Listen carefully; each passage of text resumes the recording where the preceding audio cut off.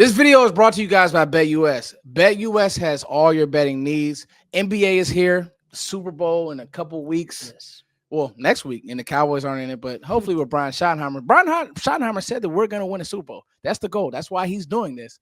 You'd like to hear that? BetUS has everything that you need. Zach, yesterday I was getting ready for the Senior Bowl, and I was watching NBA. I'm like, man, it's really here. So if you guys want to put in plays for BetUS, make sure you guys do that. Zach, we have to talk day one recap of the Senior Bowl. I got to tell you, we got out there. We linked up with Aisha Morrison. We linked up with Nick Harris. You know, we're talking to Brian Baldinger. It was awesome seeing all the scouts, seeing all the media personalities. And I got to tell you, from the jump, seeing these guys do one-on-ones, player one after the other, it was dope, bro. It was awesome. It's a completely different experience. I know it was on NFL Network. A lot of people saw it on there, but to be there, see these guys in person, compare them to other people, it really is a whole different world. So we're going to set the table. How we're going to do this, we're going to go over 10 prospects from today.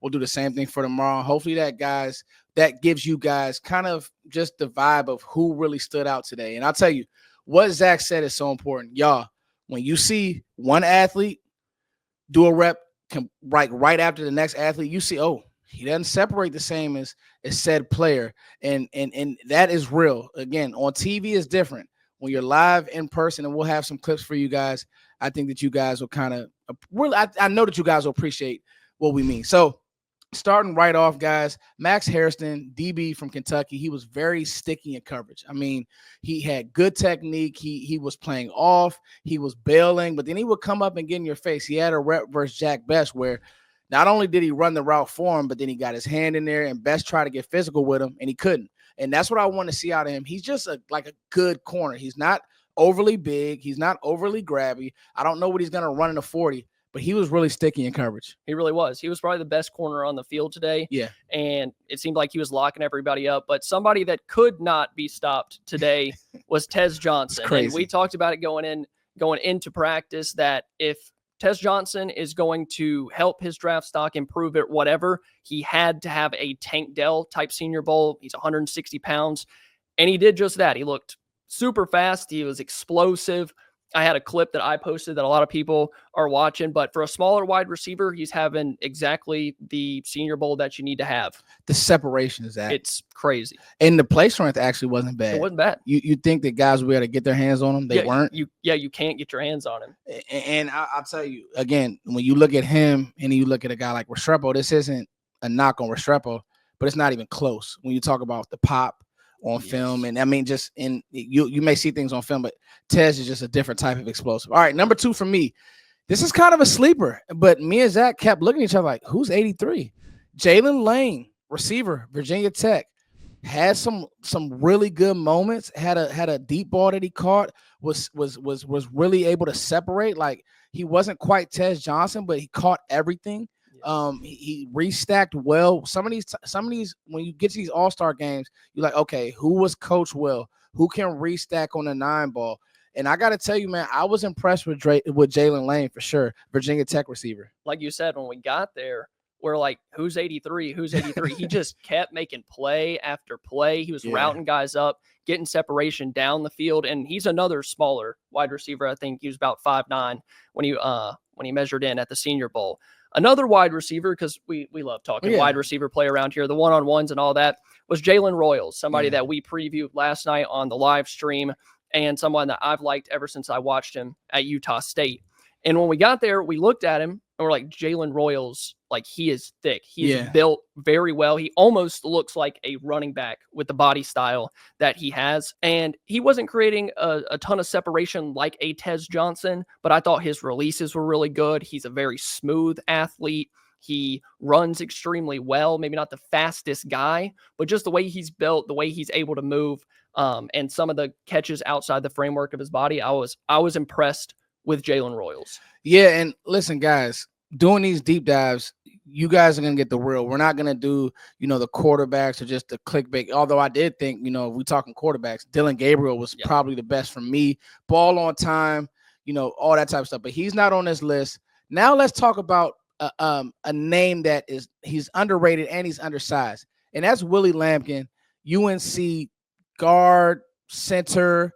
They had him everywhere, right guard, left guard, and he's undersized. Like he is 275, 5'10". But I got to tell you, he had a rep versus, and maybe he's not for the Cowboys, but if you're a fan of another team, you need O-line depth. He is a feisty dude. He had a rep versus Walter Nolan. I said, okay, like I get it. I see why you're here because, guards in the NFL they're not 270 like that. But if he's going to continue to put that type of stuff on film, maybe if he's a career special teamer, but it was just cool, if nothing else, to just see a guy come.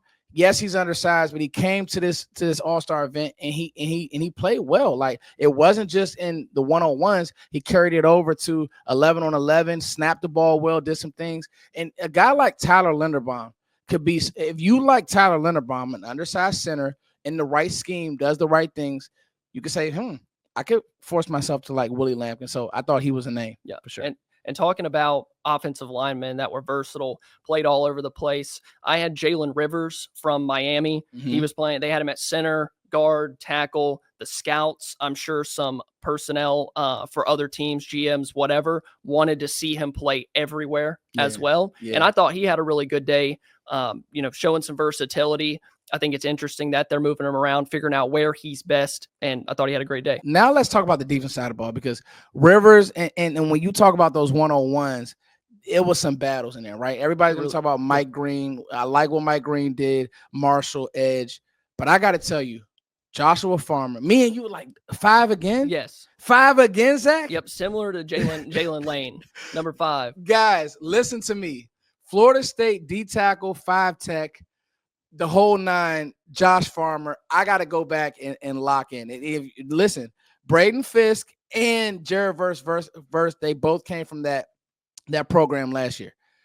Is this another Florida State D lineman who can ball? He was feisty. He was annoying. He was a pest, but he was in the backfield. He was more active to me than Walter Nolan today. Yes. And yes. And again, when you see one after the other, your eyes don't lie to you, man. He was good. That's true. And like you said, I'm not gonna lie. I had not seen Joshua Farmer. I wasn't familiar with the name, but number 5, the size, how big he is, and how he was just pushing other dudes around like they were kindergartners out there.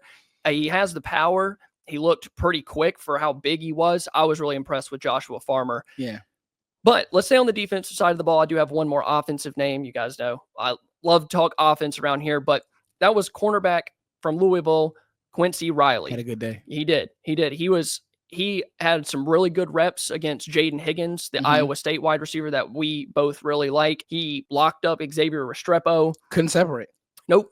He was sticky all day. And like you explained with Max Harrison, I thought that Quincy Riley, if you have to pick another corner that had a really good day, it was him. Yeah, Riley, he had a rep against Higgins where Higgins had the ball in his hands and Riley was able to just, peanut punch the ball. You look for that type of playing the ball.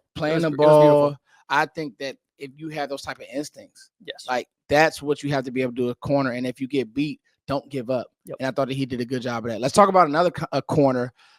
Azariah Thomas, Wanye Thomas's brother. Now, he did get beat a few times versus Tez Johnson. But what I want to find out and what you're looking for in DB play and cornerback play is this, Zach. How do you react after you get beat? What does it look like? What's your body language like? He never dropped his head. And guys, this is a man corner. So he's going to do great against bigger bodies who really can't separate. He had a few good reps against Jaden Higgins as well. And Jaden Higgins wasn't bad, right? But I think that Azariah Thomas is going to help himself because he's long, he's fast, and he's aggressive, extremely aggressive. He's also a very energetic person. He's getting everybody up. He's doing all those types of things. And so I thought for the national team, he was like a clear leader, a lot like his brother, and he backed it up. Yeah, I thought he had a great day too. And we're not going to lie to you guys, watching the Senior Bowl today, the running back position wasn't all that great. It wasn't. We didn't think Ollie Gordon was very good today. Just nobody really stood out. I'm not going to say they had a bad day, but there wasn't a running back other than Brashard Smith that really stood out with their play today. Brashard Smith from SMU. He had easily the best run of the day, the vision, the explosiveness. That was one thing that we really didn't get to see, even from Devin Neal, who's very good at putting his foot in the ground, getting north and south. With Brashard Smith, I thought of all the running backs, he popped the most. Yeah, and this is what, you know, I don't want to air quote toot our own horn, but and obviously it's a Senior Bowl, so they're not tackling to the ground. Yeah. And the O-lines are kind of trying to figure out the scheme. But to be honest with you, if you talk about pop, it was really Brashard Smith and RJ Harvey. Everybody else, it was okay. I mean, Bashal Tootin wasn't bad. Don't get me wrong, but like, I mean, Damian Martinez, some of these other guys, they just didn't have the same pop. And this team and a lot of teams are looking for backs with pop. And I thought that Brashard Smith, it was clear.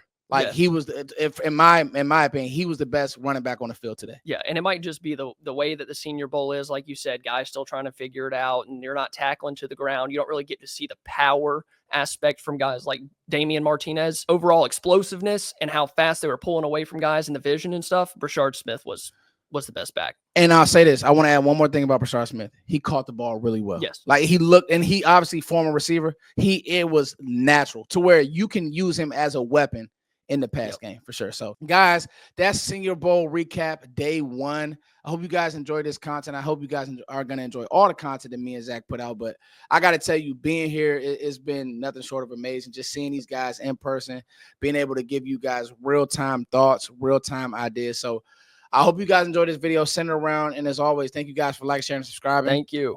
We love you all. Bye. Peace.